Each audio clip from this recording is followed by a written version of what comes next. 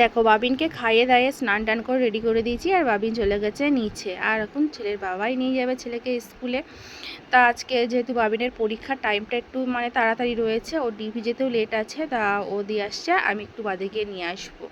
এত পরিমাণে সকাল সকাল রোদ্দুরটা উঠেছে, বাইরের দিকে তাকানো যাচ্ছে না। তা বেলা হলে কী পরিমাণে রোদ্দুরটা দেবে। কালকে তো সারাদিন হাত পা জ্বলিয়ে দিয়েছে, এত পরিমাণে রোদ্দুর।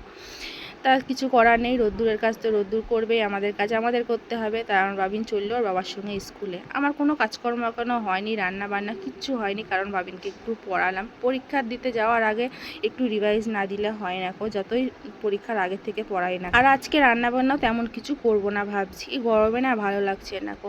তা একটু ডাল করব। ডালটা দেখো ধুয়ে আমি জল দিয়ে ভিজিয়ে রেখে যাব, কারণ বাবিনের স্কুল থেকে নিয়ে এসে তারপরে রান্না করব। কারণ তাড়াহুড়ো করে রান্না বান্না করে না যেতে খুব কষ্ট হয়ে যায় গরমের মধ্যে। তো এখনও সকালের টিফিন আমি খাইনি, সকালের টিফিনটা খেয়ে নিয়ে তারপরে আবার রেডি হয়ে বাবিনের স্কুলে আমিও চলে যাব।